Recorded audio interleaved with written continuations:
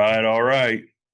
It's this week's Midweek Howl, and that intro right there is it's a foreshadowing of a discussion that I think me and the Howler are going to have. So you're tuned into the non-paranormal part of the From the Shadows podcast, and it may be a little bit of the culture of the Howler and me is going to show up tonight with I think our first discussion.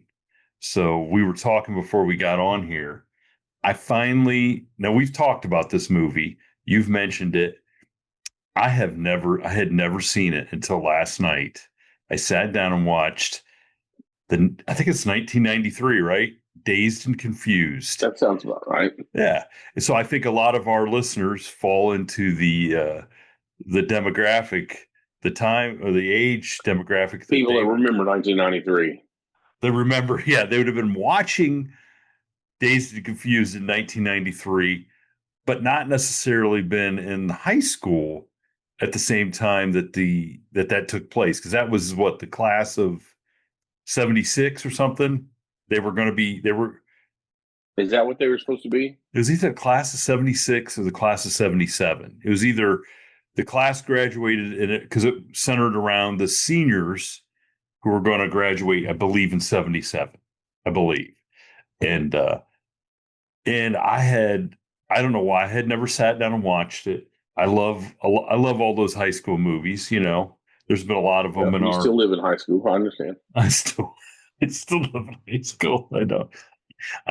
Listen, now that Izzy's graduated and we don't have anybody in school anymore that we directly have to worry about, it's pretty great. I got to tell you, I can just go to stuff and go to sporting events if I choose to and just enjoy them and not have to, be for or against anybody. I can go watch my nieces, my nephews, and my cousins' kids and just go and have fun and talk to people and not be not have to be rooting for somebody. But right. But yeah, that was I'm kind of disappointed in myself for waiting so long to watch that. That was really a cool movie. But let me ask you something, because my high school years were the late 80s, same as yours. Mm-hmm. There was, in that movie, there was so much pot smoking and drinking that I don't like. My school had some drinking. Okay. Of course. I've never drank. I did not drink, obviously, back then. I've never had a drink, and I didn't really hang out with a lot of people who drank a lot on the weekends because we were too busy playing sports. But I don't remember any marijuana smoking in my school when we were. Now, I might have been naive, but if people smoked cigarettes, we called them hoods. Called them, thought of them as kind of like out there on the edge, being risque.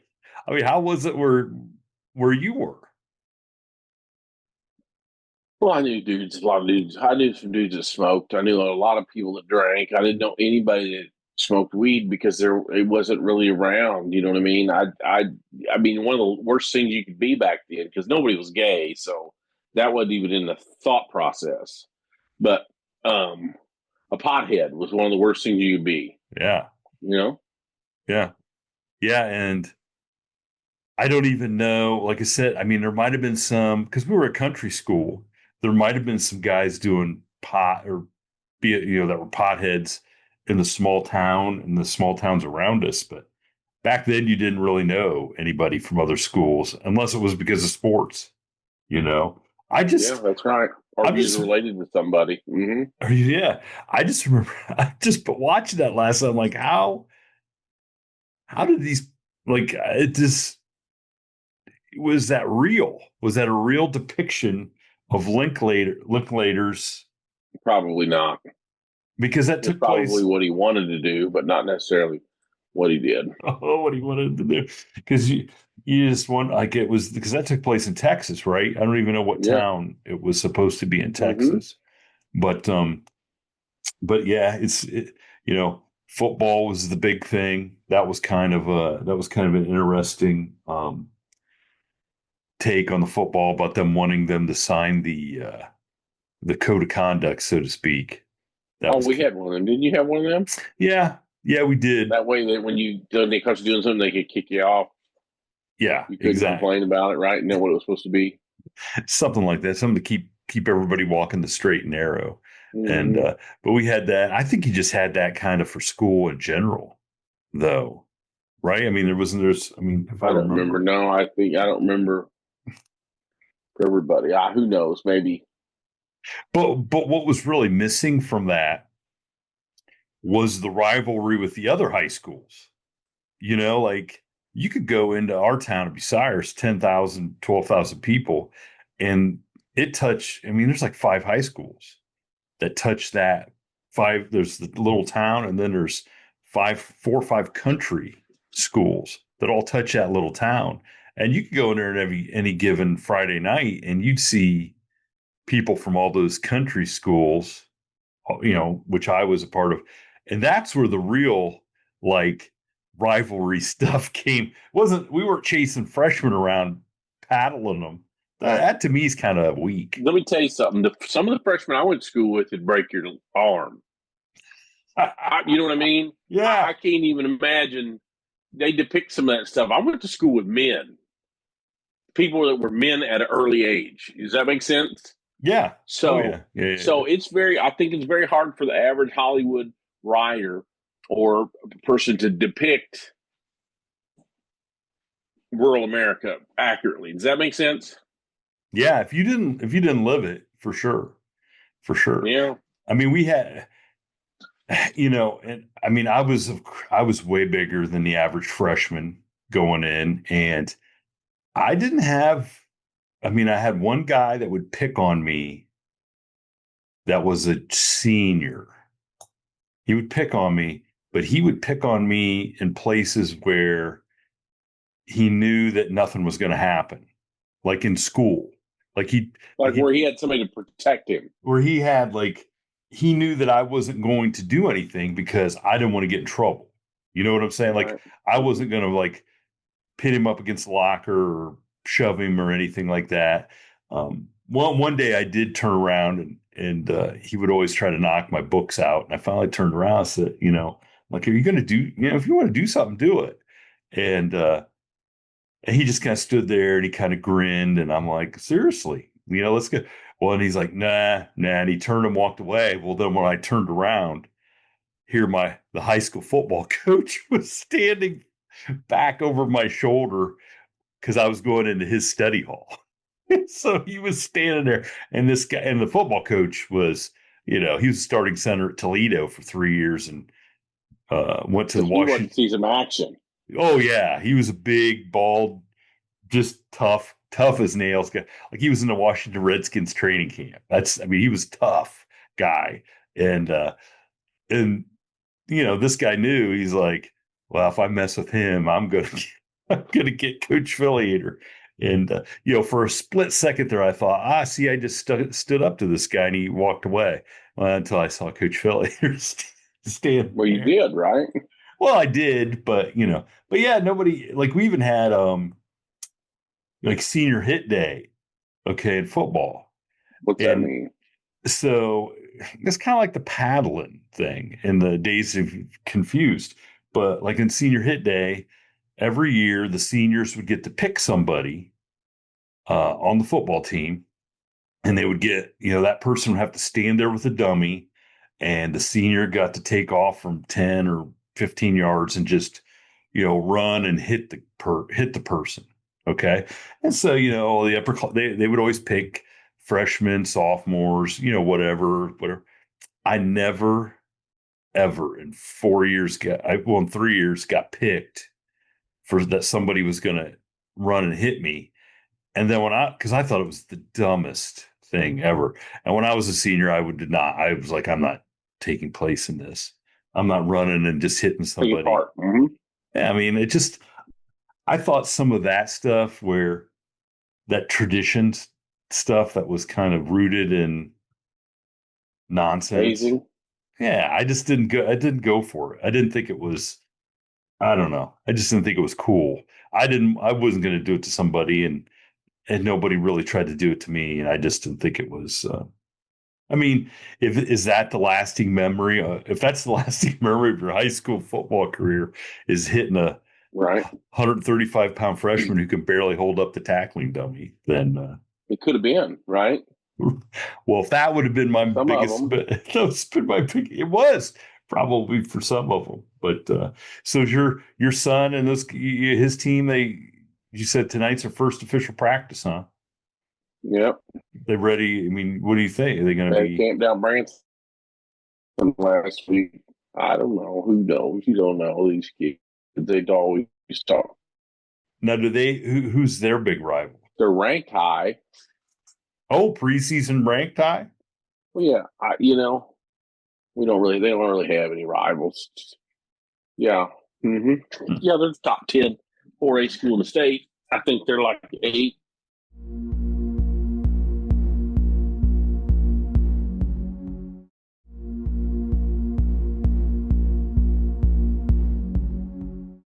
Back to Dazed and Confused, though. What the heck were those dudes wearing? Yeah. Like the clothes, those guys. Those clothes. What do you mean? Is that how people? I guess I don't remember high school kids in the mid '70s. No, that's how casting. That's how casting dresses them. That was somebody that who's the casting director or the wardrobe director on that. Yeah, it's somebody that thought that that's what they'd had. Yeah, and That's what I think. that little kid, the young kid there, that was the freshman that got taken along. I mean, that hair that kid had, that just looked uncomfortable. Now maybe it's because I have no hair, but and I'm jealous or whatever. But man, he had a lot. He had a lot of hair, and it was interesting. You said a lot of people that went on to have really big careers. It's funny. I'm a movie junkie to where I look up the people and see what else they've Who's all in done. there? Oh gosh, well you had Right. Matthew McConaughey, you had Yep. Ben Affleck, who just plays a total jerk. Um, she was in Yep. there.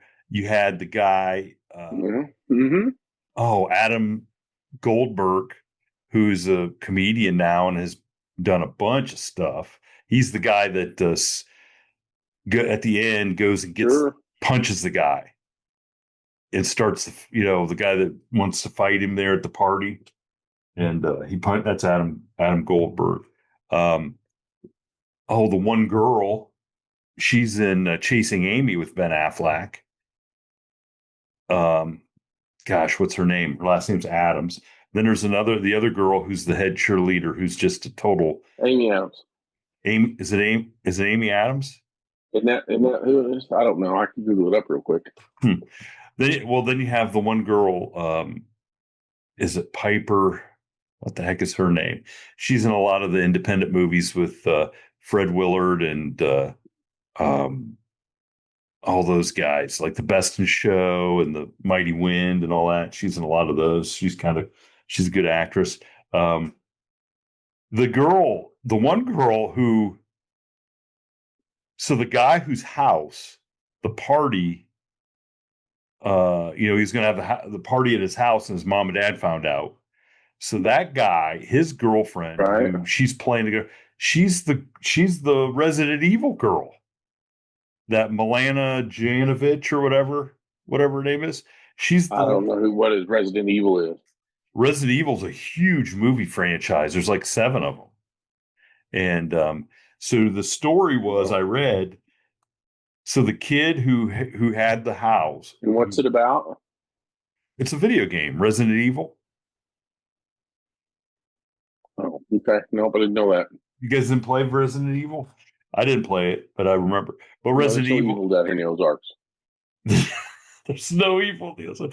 So the kid whose parents found out they was going to have a party in real life, him and that girl were boyfriend and girlfriend and got married. He was like 21, but she was 16. So after like 2 weeks or something like that, her parents got it annulled. So So they, in real life, were no longer married. Well, then fast forward, she's married to the guy who directed all the Resident Evils, this Anderson That's the way guy. it works. Yeah, yeah. So, and I All right. guess, yeah. So there was a lot of people who did a lot of TV stuff in that. So it's kind of cool. It was interesting to see Matthew McConaughey. Mm-hmm. His part was kind of cool. Although he had the most accurate depiction because there's guys in every hometown like that drive the really nice car who didn't go off to college and Yeah. started working right away. Mm-hmm. And had enough money to go buy Aerosmith tickets. So, Yeah, that's right. and Aerosmith. What would that'd have been Toys in the Attic, wouldn't it? what wouldn't it? When was Toys in the Attic? That'd have been the first time what Walk This Way would have come out, right? Yeah. Something like that. I can't remember. Was that Toys? Nah, was it? Holy Oh no, smokes! I'm trying to get my Google thing up here. I don't know why it's not working right, but I'm Toys in the Attic. Holy smokes! see when it come out. Um, 1977. did it really? There you go. I think, isn't it? No, I'm just doing that off memory, but I don't know. I remember that album, but I don't remember if it's because I heard about it or when it came out. Oh, here you go. Released on April 8th, 1975. So Sweet Emotion was the first yeah, single and my big 10-inch Walk This Way. was on there too. You see me crying. I mean, there's some good stuff.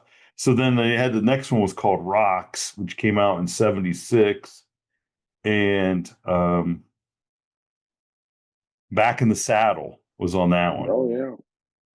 Back in the Saddle. And then, golly, these guys they put an album out every year. Well, they needed it back in the Coke days. So, okay, so in 77 they came out. I don't know any of these songs. Draw the Line, Kings and Queens, Get It Up. I don't That's know. because they weren't too good. Yeah, I don't remember. And then they did one and wow. Yeah, they really fell off. That's when they really hit the drugs pretty hard, isn't it? Right there. I think so. Yeah, I always heard that I read an article. It was either them or Boston. When they came back in the 80s, they were making something, and they said the first year they're playing for the money. And in an interview, and they said, well, "What'd you do with all the other money?" And they said, "Cocaine." We made the first album. We were together originally for cocaine, and now we're together for money. Just like when you watch a ZZ Top one, and what's his name, the drummer, what's his name, Beard. Oh, Frank Beard. Frank Beard. Yeah, they talk. Did you see the ZZ Top documentary? No, but He starts talking about the first yeah. time they went on the road, right, with this whole big road show. Yeah, It was the first time they went from this little band in Texas playing bars. They come up and said, "Hey, we got a producer. We got this outfit that's going to go on the road. They're going to back us with this album." And he's like, "Cool," you know what I mean? And then they start talking about all that went in it, right? And then he said somewhere along the way, I think he said they gave me a check. He said in the end they gave me a check for $52,000 or $58,000. It's like 1970 something dollars, right? so it's about $150,000. Yeah, probably 5 times that much now. If you buy a brand new truck at 75 for 4 to 5 grand. So say 10 new trucks, it'd be $1 million now. Anyway, the point is, they said, "What'd you do with the money?" And he said, "Drugs, all of it." He said, "I don't even know what any. I couldn't tell you what a dollar went to, or something like that. Just I don't know, man." So maybe that depiction in Dazed and Confused is pretty accurate. Then If you're a rock star making 50 grand a year, yeah, maybe. But I don't know about these kids making minimum wage is probably $1.25 an hour or something. So how much weed are you going to buy for that? Well, hey, speaking of that, there was a major theft on my mail route last week, and I was not involved. From one of your customers or what? So I go all the way out of town. It's not all the way, but I go out of town, and I basically the next to last stop before I come back into town is a Chevy dealership. Okay. And I always go in there and I got to take the mail in and, I talk to some of the people in there. They're nice people or whatever. And actually a couple of the ladies in the desk there, I think they're going to start listening to the podcast. So maybe they'll hear this. I don't know. They're into the paranormal stuff. But anyway, I was asking them because it was in the on the local news thing. One night after they closed last week, this is the lineup of cars they had stolen off the lot. They had a 2016 Dodge Challenger SRT Hellcat, a 2010 Dodge Challenger SRT 8, and a 2023 Cadillac CT5 V Series, all stolen the same night off the lot. And of course, they didn't have enough. The camera's good enough to catch, the faces of the people that took them. But they just, I mean, everybody's speculating those things were in Detroit. But I think them Dodges, when they first come out, they were getting stolen because there's a way that they can reprogram the keys electronically or something, right? Isn't there some kind of a? They were describing to me that you can download an app or buy something off of maybe Amazon that somehow it is the one of them. It's something about the side rear view mirror or the side mirror that there's programming in that will make it think that that you can mess with something and it'll make it think the keys are in it and unlock the doors. Right. And then make it think that the keys are in it so you can start it up and take off in it. There you go. That's insane. Yeah. That's insane. Like, I don't even understand that. I wouldn't think though the 2010, would the 2010 have something like that? Or because it was a Dodge Challenger, it would be extra fancy and have that sort of thing. But they didn't there was like, we're never seeing those cars again. We're never getting them back. So that'd be super interesting. That's super interesting. Then, or they were stuff that couldn't sell, and the sales guys are in on it, and they give the keys to somebody who stole it from the lot, so they can collect more than they would have lost when they're not selling them. Now, come on, man. You don't want to. Well, I don't know. Well, I know the Chevy dealership out front. I mean, they had they had those cars. They had like a BMW. They might have had an Audi. They might have had a Porsche. Those were cheap. But I'm saying they had, for our area, they had, these really high-end sports cars, and I mean, for a Chevy dealership where it's nothing but trucks or of course the trucks and Suburbans cost more. I was going to say, dude, listen to what you're saying. The trucks are the most expensive ones in there. Yes. Yeah, you're right. But nobody's stealing. Nobody's stealing. Well, you know why? Because they get stolen a lot. Well, I tell you what, the problem with that, in the 90s, the Chevy trucks were one of the most expensive. The early 2000s, the Chevy trucks, the number one stolen was like Chevy extended cab half tons, and then Tahoes were number two. I think Suburban's number three.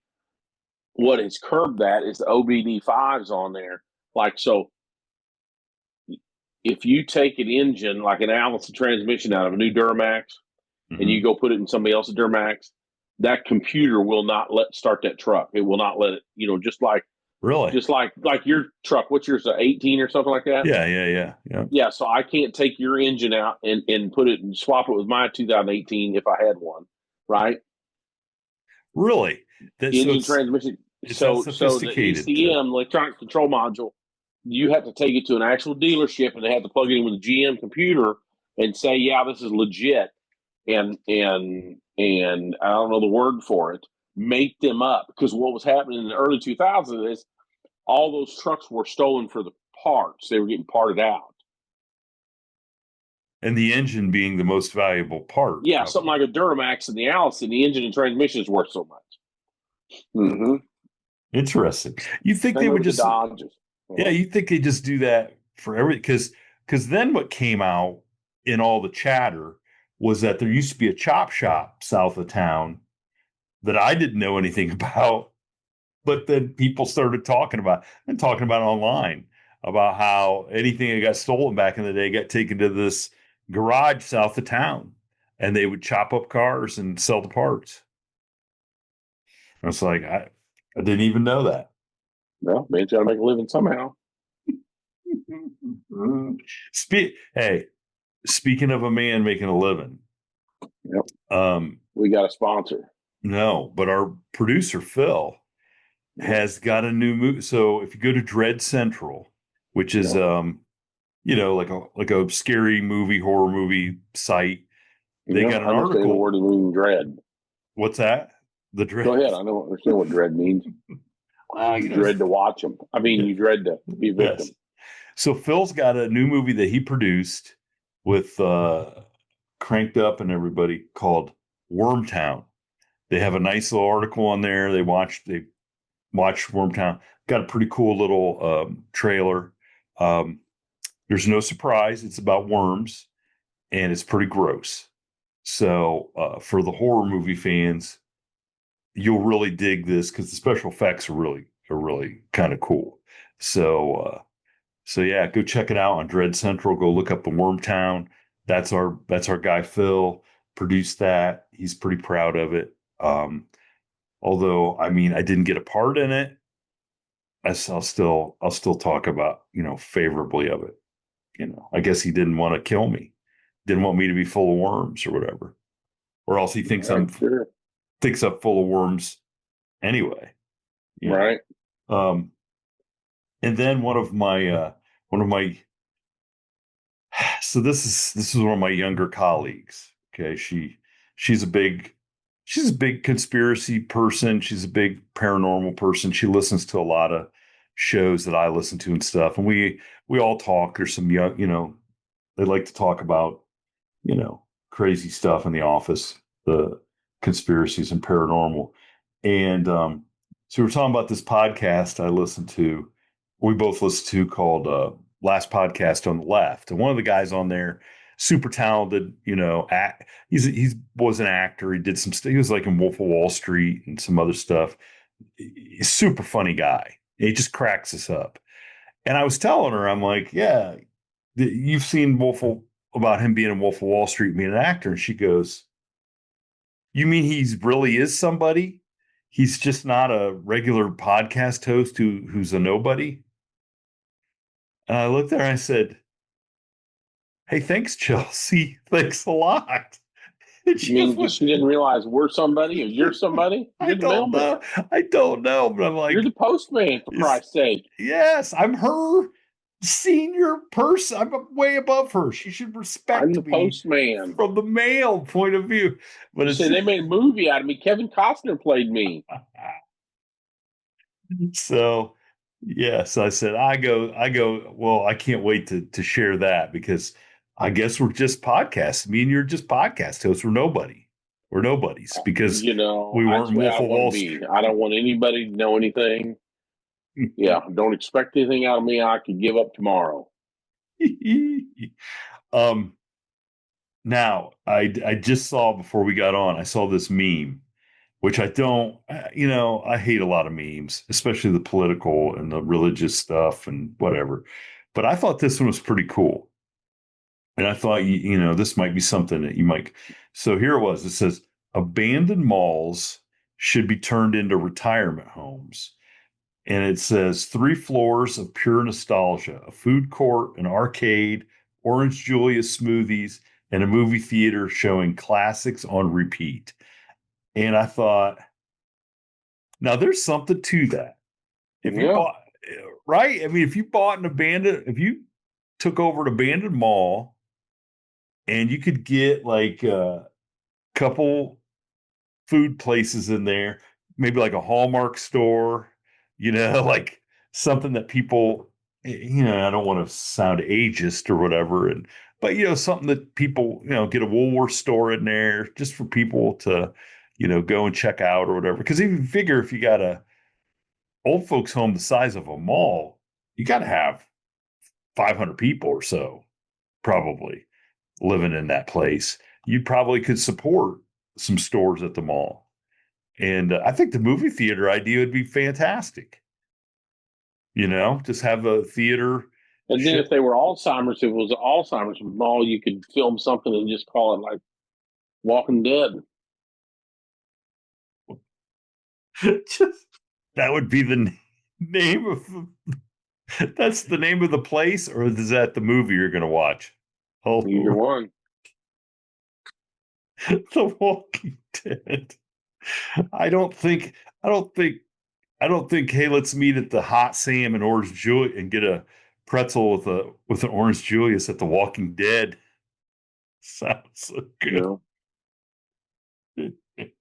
But no, I'd be for that. I'd sign up for a place like that.